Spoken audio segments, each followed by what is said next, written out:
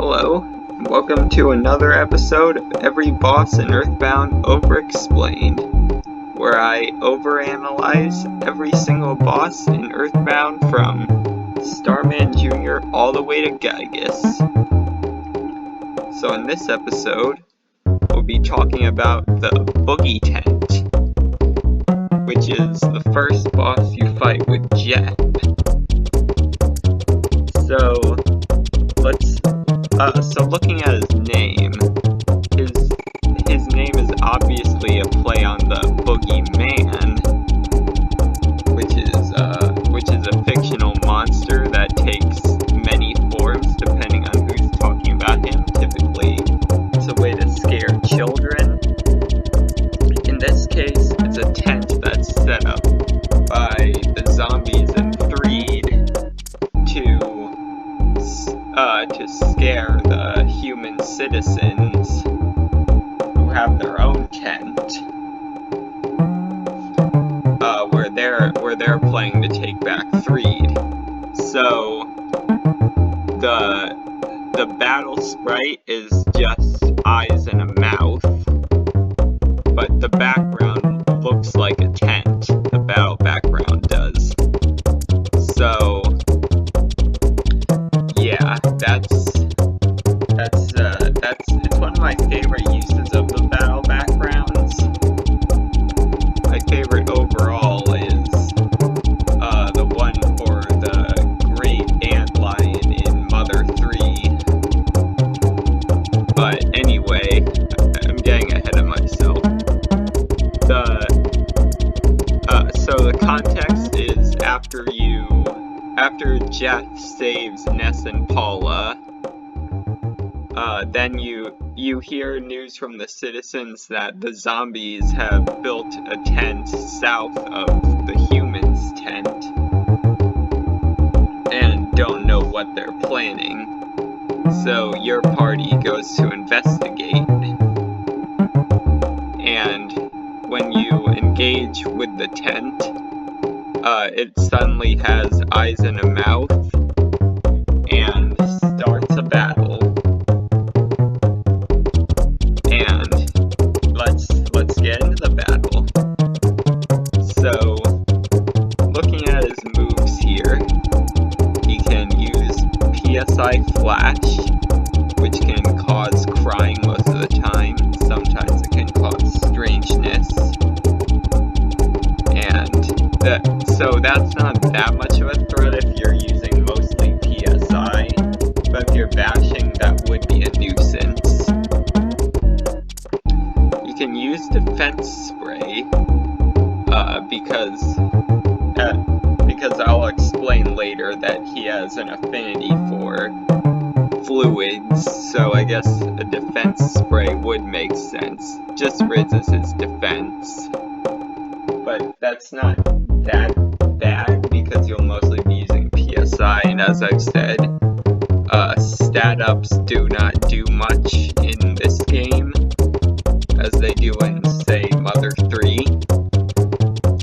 You can spew Fly Honey, which immobilizes you, typically for 1 turn. If you're unlucky, 2 turns, but you do have multiple party members. Emit a pale green light which neutralizes all PSI effects, so all stat ups and stat downs and all shields will be gone from him and you. And here's how he does damage. It's just a bash. So the Boogey tent is not that strong. But he can be a nuisance in status effects. Anyway, let's look at his stats. 579 HP is pretty high, I would say, for a boss at this level. PP is 56, which doesn't matter because he only uses Flash. Offense is 43. Defense is 69. Well, offense could be a threat against Jeff because he's fairly new to the party, but you should have gotten a few level ups for this segment in Winters. Speed is 10, so you're likely to go first, unless you're Jeff. And Guts are 16, which is okay. Now, PSI strengths and weaknesses, fire is 100%, so you should definitely spam fire as Paula. Freeze is 25%, so I wouldn't recommend it. Flash is 50%. This could be useful. If Ness were to use Flash Alpha, it could stop the Boogey tent from actually doing damage to you, especially because he has complete immunity to paralysis, which is typically the superior PSI. And you won't have brain shock at all, and hypnosis is not that great, so no one is probably sad that it's only 10%. And so how do you beat this? As I said, spam fire as Paula. As Ness, I would recommend using Rockin' and healing when necessary.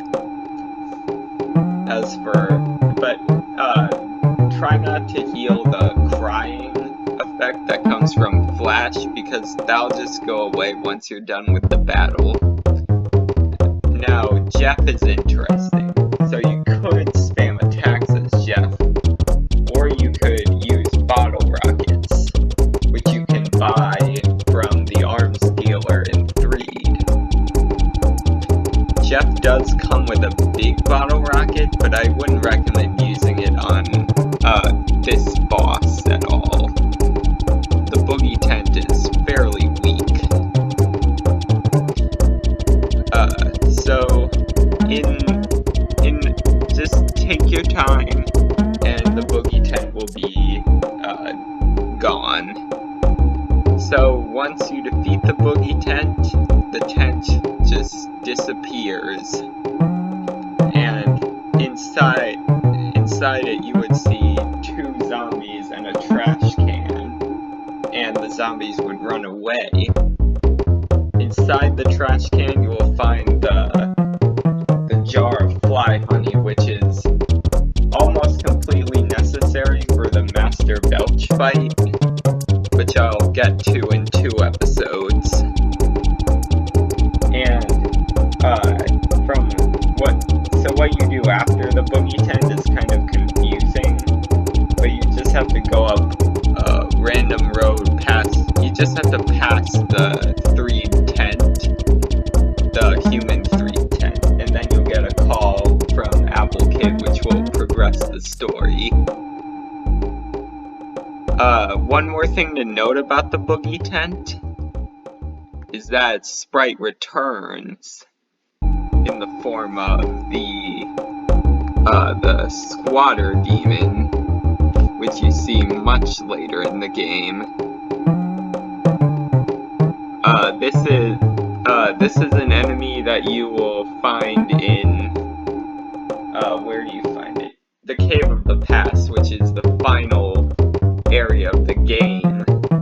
So it's surprising that it would take the sprite this long to come back. It has all the same PSI strengths and weaknesses, but it has much higher stats and different moves, as you can see. Much more dangerous moves compared to the weak Boogey tent, but its HP is fairly low for where you find it. But anyway, that's the Boogey tent, and from your adventures with using tools from Apple Kid, you will eventually find yourself fighting the next boss. I will talk about the Mini Barf. See you next time. Goodbye.